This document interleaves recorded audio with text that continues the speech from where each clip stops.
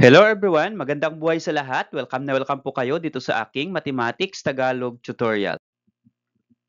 Sa video na ito, ipapaliwanag ko po sa inyo about exterior angle theorem. So ano nga po ba yung sinasabi ng theorem na ito? Let's define first. Exterior angle theorem or EAT, the measure of an exterior angle of a triangle is equal to the sum of the measures of its remote interior angles. So, yun po yung theorem. Pero bago ko po illustrate yung theorem, ay i-define muna natin ano nga po ba yung exterior angle. Kasi kung alam po natin yung exterior angle and then may connect po natin dun sa theorem. Okay, so let's define exterior angle. Exterior angle, this is an angle formed between any side of a triangle and a line extended from its adjacent side. Okay, so angle formed between any side of a triangle. Okay, for example, ito po yung ating triangle and this is triangle A, B, C. Okay, so mag-extend po tayo ng isang side ng triangle. Let us say itong side AC, mag-extend po tayo ng line dito sa side. Okay, so this one. So kapag meron po tayong line outside ng triangle, then makakapag-form po tayo ng another angle outside the triangle. Ito po yun, for example. Okay, so this is angle outside the triangle. And we call this angle outside the triangle as exterior angle. Okay, so ngayon, ano na nga po yung ibig sabihin kaya ng exterior angle theorem? Okay? Let's go back to the definition of the exterior angle theorem. It states there that the measure of an exterior angle of a triangle is equal to the sum of the measures of its remote interior angle. So ito po yun, ang ibig sabihin po ng exterior angle theorem. Let us say I have another triangle, ABC, and the measurement of angle A is 50 degrees and the measurement of angle B is 70 degrees. For example, dito mag-extend ulit ako ng line. Okay? At yung line at the end, papangalan po natin na point D at the end. Okay. So here, makakabuo tayo ng exterior angle. Okay. So this angle. So this is called the exterior angle. Now, according to the definition, okay, ay ang measurement daw ng exterior angle ay ito po yung sum ng measures of its remote interior angles. Okay, for example, kukunin po natin itong measurement na ito. So, paano nga po ba? Ito po muna yung simple illustration. Angle A and angle B, this one, A and then angle B are remote interior angles of angle BCD. So, bakit po tayo merong angle BCD? Okay, this one. Angle B, C, and D. Okay, this angle. Ang tawag po dito ay exterior angle at yung kanyang remote, nakalagay po kasi dito, remote interior angles ay angle B at angle A. Okay, so again, ulitin ko po, exterior angle, yung dalawang angle sa triangle na nasa malayo, hindi niya katabi, yun po yung dalawa niyang remote interior angles. Okay, so now, sabi sa definition, ang pagkuha ng remote ng exterior angle, okay, is equal to the sum of the two remote interior angles. So, to get the measurement of this exterior angle, BCD, o bakit po kaya 3 letters ang ginamit ko sa pagkuha ng angle? Kasi kapag sinabi po nating angle C, kagaya po nito, pwede pong pangalan itong angle A, at ito po yung angle B, pwede po yan. Kasi nag-iisa lang po na angle dito. Pero ito pong angle C, di mo po alam kung saan yung angle C, kung pwedeng dito sa exterior, pwede dito sa interior yung angle C. So para maklarify po itong exterior, ito po yun. BCD, ito po yung exterior. Ito naman pong interior, pwede pong BCA, ito po yung interior. Okay, so go back here. Okay, so ang pagkuha nito ay i-add lang po natin itong kanyang dalawang remote interior angles. Okay, so B and A are remote interior angles of angle BCD, of this exterior angle. So if you're going to add 70 plus 50, that is equal to 120. So, mean to say, ang measurement ng angle BCD is equal to 120 degrees. Ito po yung sum ng dalawang remote interior angles. Okay. Okay, so let's have an activity to master the exterior angle theorem. Let's have this example A. Given the exterior angle, write the remote interior angles and equation form based from the theorem. So ito po yung ating figure at ito po yung ating table. Okay. So here, meron po tayong 3 angles inside the triangle and we have 3 exterior angles. Okay, tatlong angles na nasa labas ng triangle. Now, sabi po ng ating example A ng uh, question is, given the interior angle, write the remote interior angle. So, i-identify po natin ano nga po ba yung mga exterior angle dito. So, tatlo po yung ating exterior angle, kaya tatlo po yung row po dito. So, ang exterior angles ay ito pong angle 1, angle 4, and angle 6. So, yun po yung tatlong exterior angle. So, ilagay po natin dito sa ating table. Okay, now, ano po yung kanilang remote interior angles? So, angle 1, ano po yung remote interior angles ng angle 1? Okay, so hindi po yung katabi po niya ha. Okay, yung dalawang nasa dulo. Okay, so ang remote interior angles ng angle 1 ay ito pong 3 and 5. So ilagay po natin dito angle 5 and angle 3 or pwede pong magkabaliktad angle 3 and angle 5. How about angle 4? Ito po yung angle 4. Ano po yung kanyang remote interior angles? Okay, syempre, except po yung kanyang katabi. Ito po yung dalawa na dapat niyang maging remote. 5 and 2 or 2 and 5. Okay, so we have here angle 2 and angle 5. Next is angle 6. Ano yung kanyang remote interior angle? So ito po yung angle 6.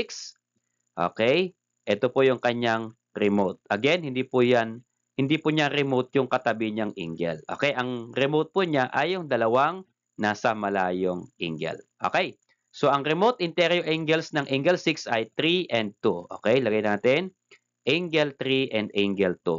Now, mula po sa exterior angle and remote interior angles, we are going to create equation or form equation based on the theorem.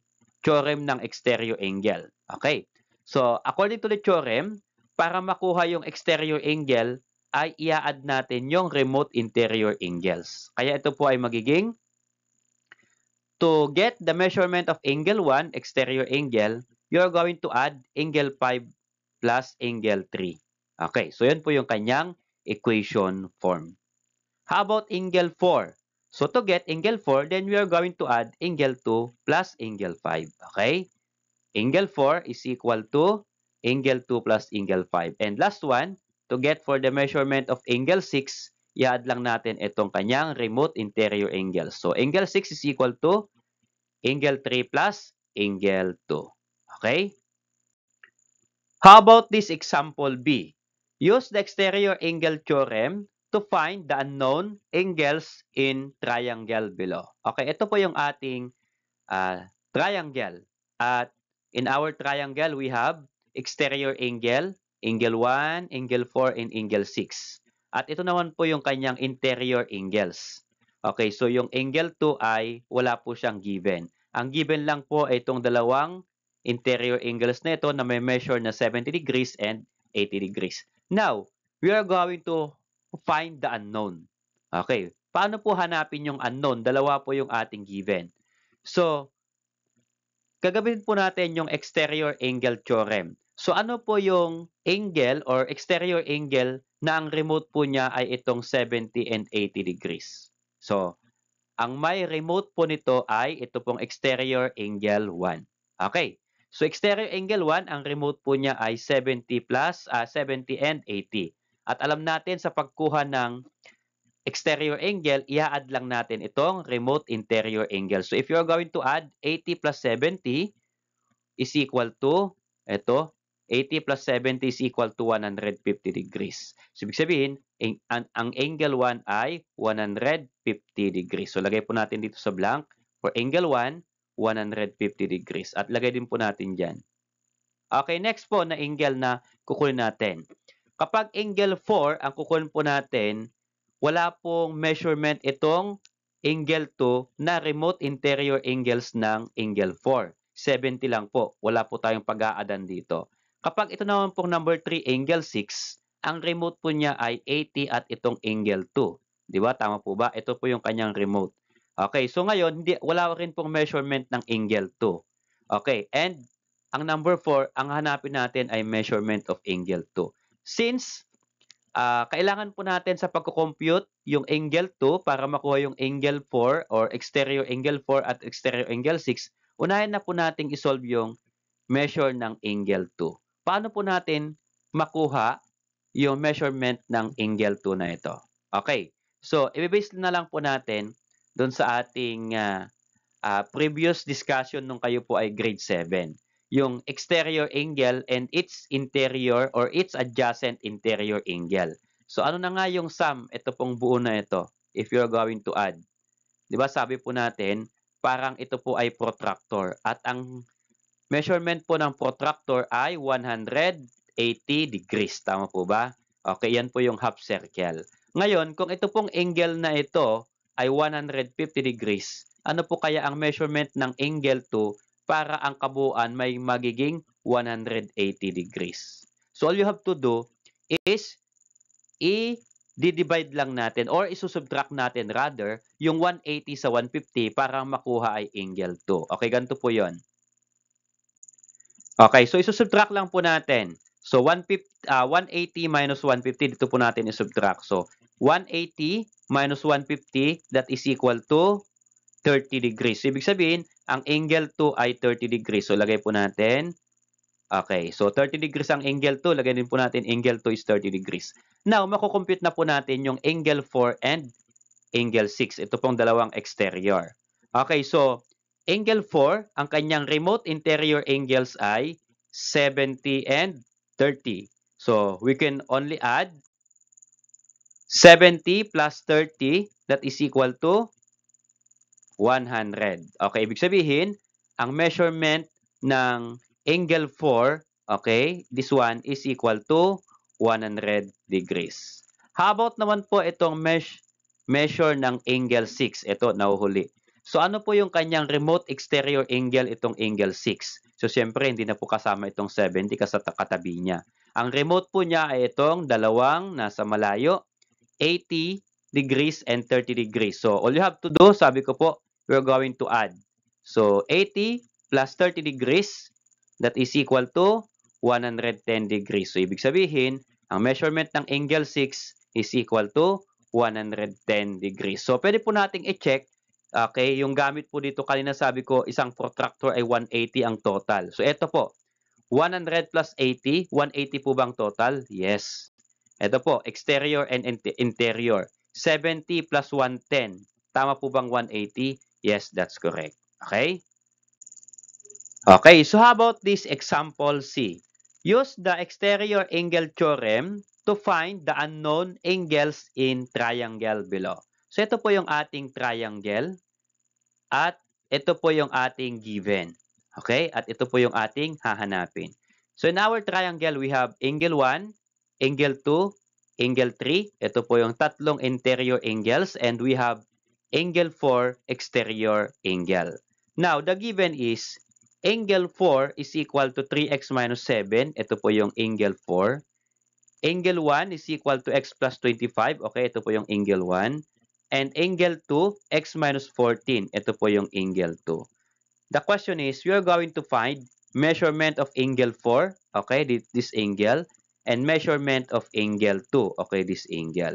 Ang tanong, mula po dito sa given, paano po natin makukuha yung exact na measurement ng angle 4 at angle 2? Okay, ganito lang po yon.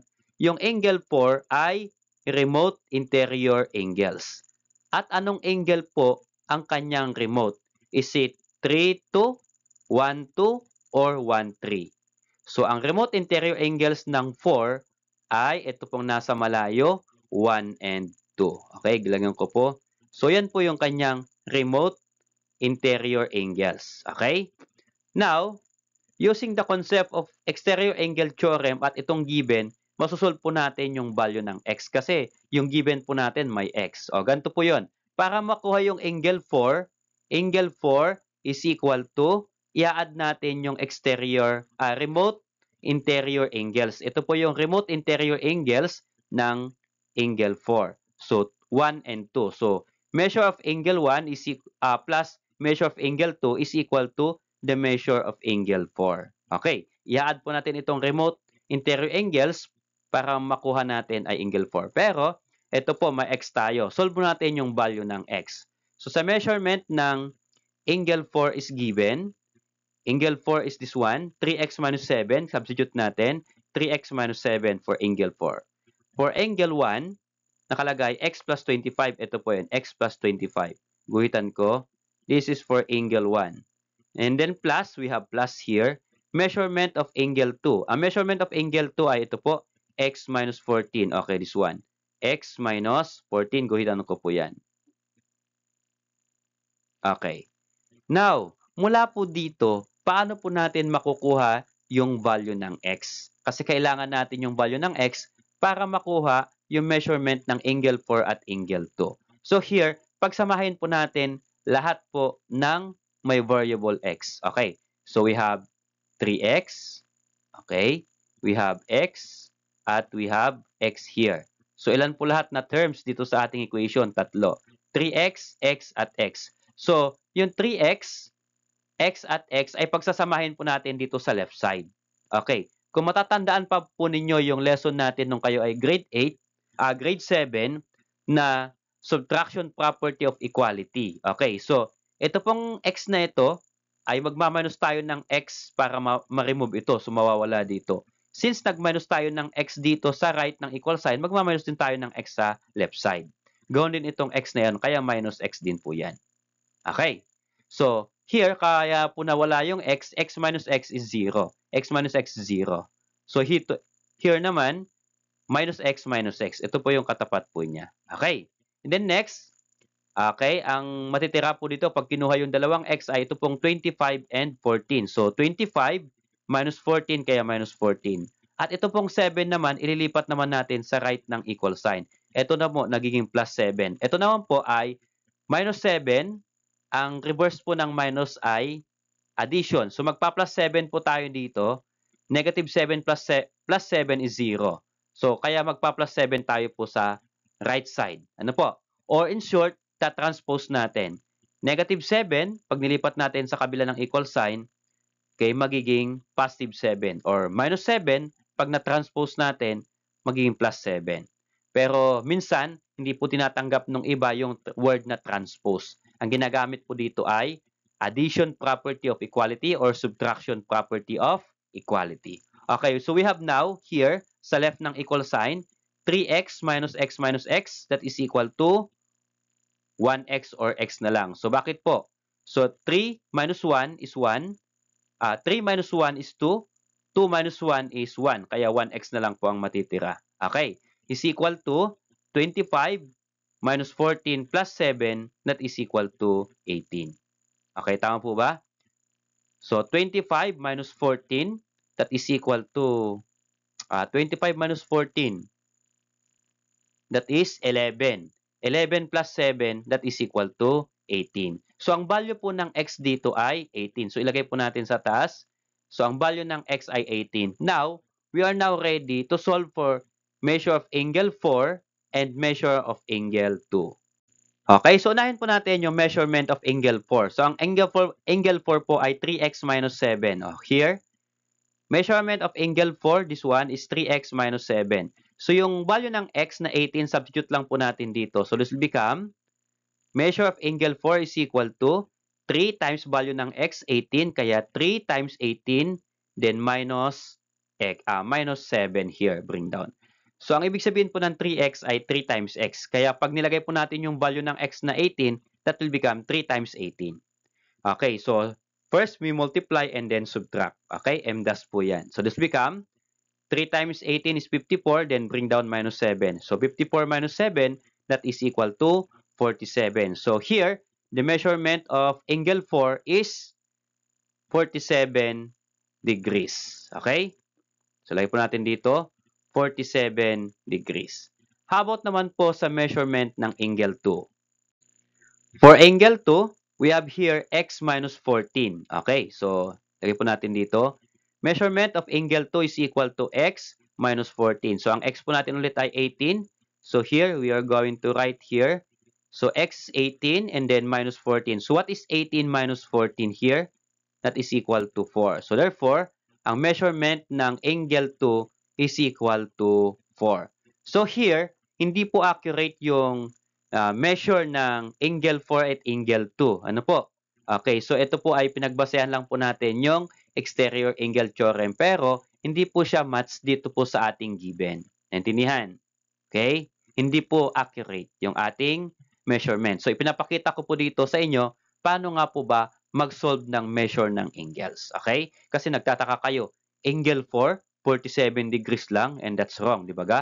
So yun lang po ay pinakita ko sa inyo kung paano po mag-compute ng measure of angles. Okay? Okay, for example D, we have state the order or relation between the following angles pairs. Okay, so ano kaya yung order or relation?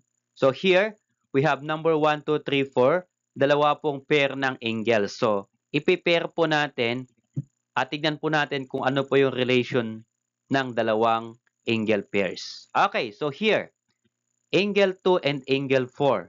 Ito po yung ating angle 2 at ito po yung ating angle 4. Okay, ano po yung relation nila? Ang angle 2 ay interior or remote interior at ang angle 4 po ay exterior. Kaya pag lalagay po natin dyan, okay, in short, remote at exterior. Ang angle 2 ay remote interior at yung angle 4 po ay exterior. Kaya remote exterior. Okay? How about number 2? Angle 5 and angle 3. Unahin natin yung angle 5, ito, exterior. At yung angle 3, ito, remote. Tama po ba? Isang remote ng angle 5 is angle 3. Okay? So here, exterior and remote. Okay? Next, number 3. Angle 3 and angle 6. Angle 3 ang nauna and then angle 6 ito. So, what is their order or relation? Ito ay remote, ito ay exterior. Tama po ba?